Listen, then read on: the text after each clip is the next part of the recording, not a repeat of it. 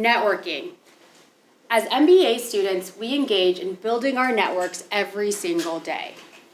The idea of networking may elicit a visceral reaction from some, yet stimulate excitement for others. For Jaramogi, it's the former. Let's take a look as Jaramogi engages in a small group networking session at an on-campus career fair. All right. You got this, Jaramogi. Remember what Bert taught you? Assume the power pose. All right, here we go. All right, where should I talk? Oh, there's a group over there. All right, okay. So I'm at SeaWorld with my coworkers when all of a sudden the seagull swoops. Hi, how are you guys doing? My name is Jaramogi. Hi. Hi, I'm Julia. Oh, Andrea. well, what are you talking about? I was just telling Adok and Andrea about a work event at SeaWorld. Oh, I've never been to SeaWorld, but I've been to Monterey Aquarium. You see, I'm from Monterey. We used to go every other weekend. Oh, my favorite exhibit were the sea turtles. Wow, such majestic creatures. I even convinced my mom to buy me 2 pet sea turtles. Oh, anyway, what's your background? We are all from consulting. This is a consulting booth. Oh, that's right, that's right. I used to be in management consulting as well. You know, I was actually the top-ranking consultant of my class. And every single year, I was promoted. So, every single year I was promoted. So, when you guys... Okay, pause. Jaramogi is out of his mind if he thinks that he's doing a good job at this networking conversation. He interrupted someone mid-sentence, was completely unaware of his audience, and only talked about himself. Today, we're going to help you avoid the mistakes that Jaramogi made by sharing effective ways to engage in small group networking discussions. Many of you will find yourselves at a networking event in the near future, whether it be here at the GSB, as you look for full-time opportunities at BBLs and career fairs, or further down the line as you go to industry conferences to solicit business partnerships. Networking is very difficult to avoid. And while most of us dread networking, it's often an effective way to develop strong personal and professional contacts that can open the door to new opportunities in the future. You can learn how to become an effective networker by following a few key guidelines. First, Andrea is going to talk about how to enter a networking conversation, including how to find a group to engage with, and subsequently, how to get a conversation started off on the right foot.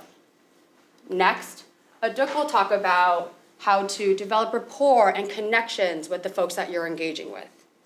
And finally, Jaramogi is going to talk about how to gracefully exit a networking conversation, ensuring that you leave getting exactly what you want. So let's start. How do you enter our conversation? For some, that seems very overwhelming. But let's think of the following scenario. You walk into a room in which the people are sitting down. What do? You find an empty seat. You have to do the same when people are standing up. And how can you find your empty seat? Body language. We suggest you read the people in the room. Is the group of people you want to join with their shoulders looking towards each other or open to the room? Is there actually space in which you can walk into? Or is the group closed that you cannot join them? Find a group in which you can comfortably walk into. Then, we suggest also to research in advance who will be there or who will present there. Once you get there, you'll know them, at least in your head. You'll find a familiar face. Look for them around and then find the perfect moment to approach them. Now, you're already standing in the group. How do you start?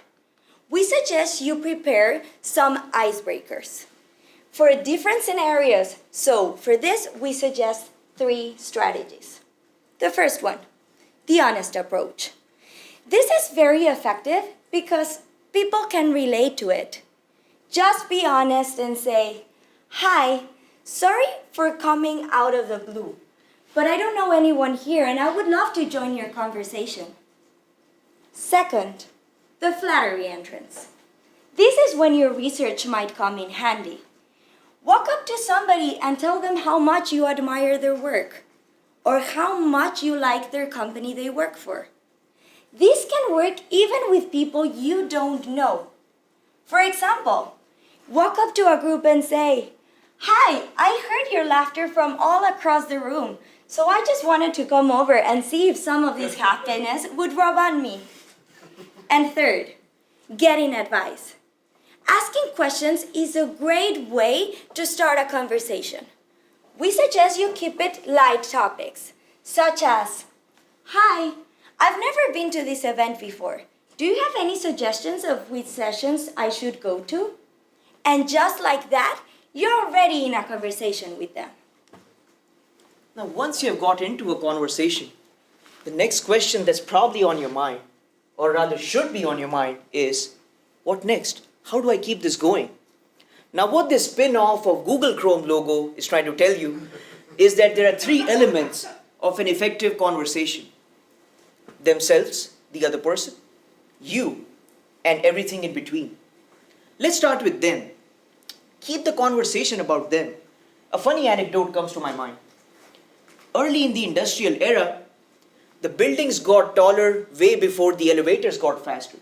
Now, as a result, people started complaining. The tenants were bored of the long and boring elevator rides. Now, can you guess what was the solution that elevator companies came up with? Mirrors. Turns out, no one found the rides boring so long as they could look at the most interesting object in the world, themselves. So, in our context, keep the conversation centered about them. Ask them why they are here, how their day has been, and how can you help them. Second, you. Now, promise this is the last elevator reference here, but keep a 30-second elevator pitch ready about yourself. Know who you are, what you do, and why you're at the event. Whenever you get an opportunity to say that, just chime in. And lastly, interpersonal dynamics. Now, I'm not referring to touchy-feely, but what I'm talking about is have an open body language, enjoy the conversation, show indication of interest, lean in and nod.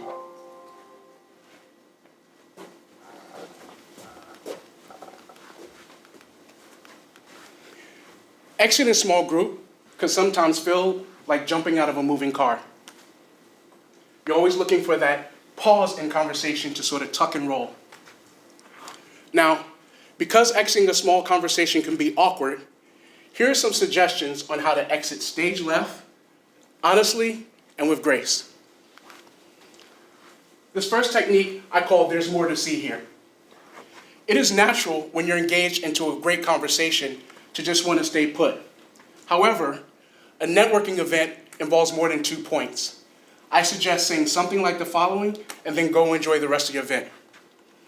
"It was really nice talking to you all. I'm going to go meet some other people. Enjoy the rest of your evening." The second tip, I call "so long for now." Sometimes you have that conversation that is awesome. You guys are both from the same industry. You have common passions. And you know for a fact that you are going to run into this person later on. Try a statement like this: "I really enjoyed our conversation talking about our line of work. I'm going to go talk to some other people, but if I don't run into you again, I look forward to seeing you at another event soon." Third tip, I call this is a keeper. One main reason for going to a networking event is to grow your network. That means making sure you contact with persons who you feel will either grow your knowledge or grow your brand. Try this one on for size. It's really interesting talking to you about our line of work. I hope we can keep this conversation going if I can keep in touch. Last but not least, I call this time to bounce. Not every conversation is a winner.